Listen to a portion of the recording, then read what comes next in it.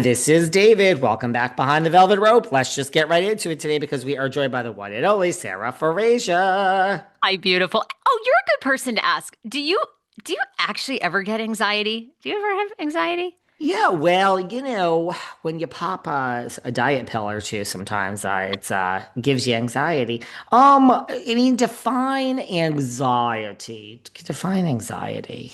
I don't know. Just the world feels overwhelming. I did my baby transfer, my egg transfer like a week ago, and I'm on a lot of meds. I'm on like progesterone and then estradiol. So I think it's just the hormones. I've just never been so up at night worrying about everything, worrying about podcast deals and worrying about if I'm pregnant and worrying about this. And you know what do you ever do you wake up at night ever, or you just sleep like a baby till 3 a.m. and then you work? Well, I don't know. Like I don't feel like I suffer anxiety, but I do like I don't know. Like I like things to be run so tight ship that I guess that is anxiety. Do you know what I mean? Like Yeah. things around like as you know, I like to keep certain immaculate homes. Like that's anxiety. Like if you're gonna fix something tomorrow, where are you? It's 2 o'clock. Well, now technically, why can't that be done a day later? What's the difference? No, we got to get it done right now. I don't know. So I don't know if it's anxious. I don't really wake up in the middle of the night. Oh, must be nice. Well, no kidding. You look refreshed.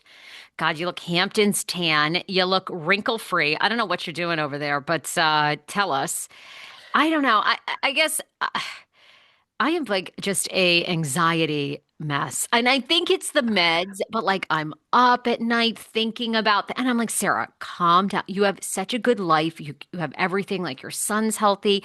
If worst case scenario, your egg doesn't work, you'll do it again. Like take it. I mean, of course, that'll be another $25,000. I think I'm anxiety. Then I'm anxious about that.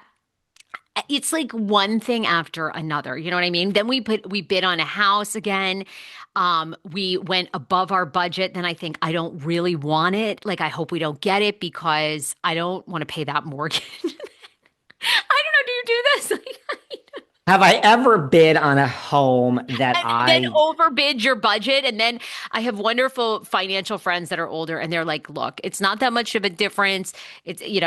For every $25,000 more, your mortgage only goes up maybe like 200 bucks. You're gonna make the money up, but then you like have anxiety about that. Should you call, cancel it? Sweetie, look, sweetie. every home that I have bought, it's like whatever the idea was. Yeah, like listen, I said this before. I think I'd hear like I'm very particular in what I can live in. Like I do know myself very well. So when I find a place, it's like I have to have it. Period. So yeah, like to be honest with you, in my New York apartment, which was brand new, I think I overbid. I do. I was the first one in my line. Like, the A line, the B line, the C line. So like when you're the first one in a line, when they're all stacked on top of each other, you do get a little bit more bargaining room because you're setting the price for every other one in that particular line. And it was kind of like make your best in final. And I don't know, it Yes, all they always happened. say that. Yeah, and it happened very quickly. And like the bottom line is, here's the bottom line. I would have actually paid more because I had to have this, but at the same time, I really think I could have paid less.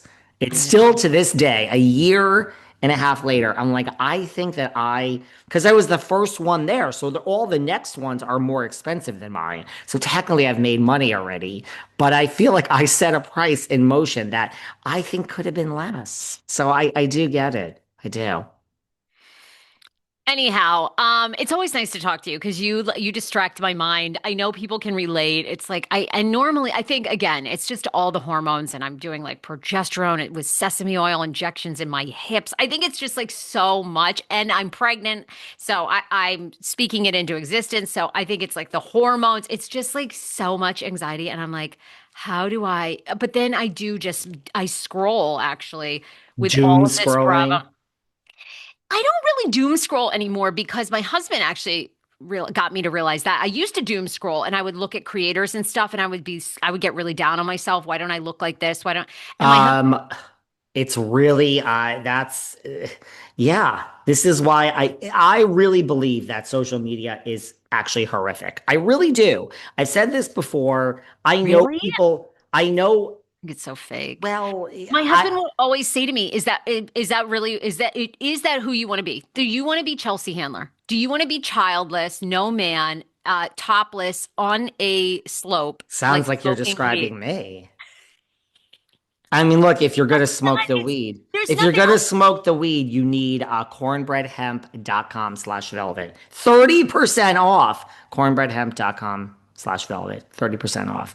There's nothing wrong with it, but my husband always said, No, "Do their that's not for lives you. align exactly? Is that the aligning that you want in your life?" And it's like, no, I don't. Like it seems great, and he's like, "Okay, Chelsea Handler always allegedly slept with the head of E to get her show." He's like, "Are you going to do that? Are you going to sleep with the head of E right now in a marriage to get a show?" And it's like, oh, that one I have to think about.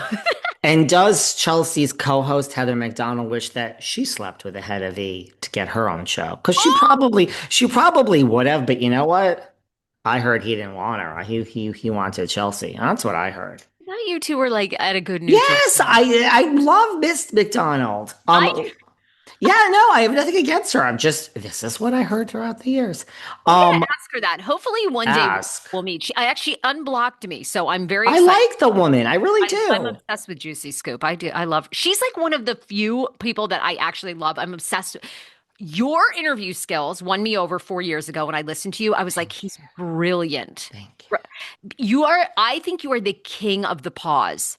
Where Howard Stern is sort of the king of like getting them in there and talking about his own self-deprecation and then opening up. You're the king of the pause. You let it breathe. You never get nervous and interrupt them. And then, of course, the more you pause, people will reveal more and more. You're genius.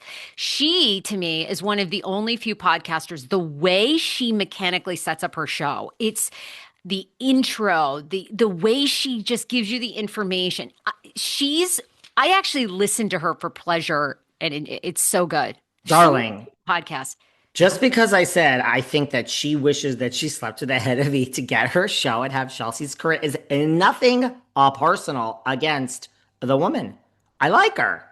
All right. Speaking of social media, you see this thing about Ashley Holmes, Jacqueline Larita's daughter, where she gained 40 pounds and she, said, "Hey guys, I'm back. I kept myself off of here because I was too embarrassed to put these pictures on. This is the problem." And then Jacqueline weighs in and Jacqueline's like, sad. But she's like, you look beautiful. You, Okay, let me see. you, I haven't seen these you look pictures. beautiful. I mean, the point is she's fine. She's a normal human being. She said, "I've been battling some health issues and depression and I mean, what world do we live in that someone is afraid to post a picture that they've gained 40 pounds, which is actually life? Actually, life. And the worst to me is when I go to these celebrity conventions, the 80s conventions, and I post these pictures with these celebrities. And people are like, "Oh my God, she looks like so much older." You are the same number of days, minutes, seconds older than whatever time frame you are referring to this human being. Listen, I live in an old age home officially. Like I truly can tell you here in Sag Harbor in Yeah. the Hamptons at this Mm. condo,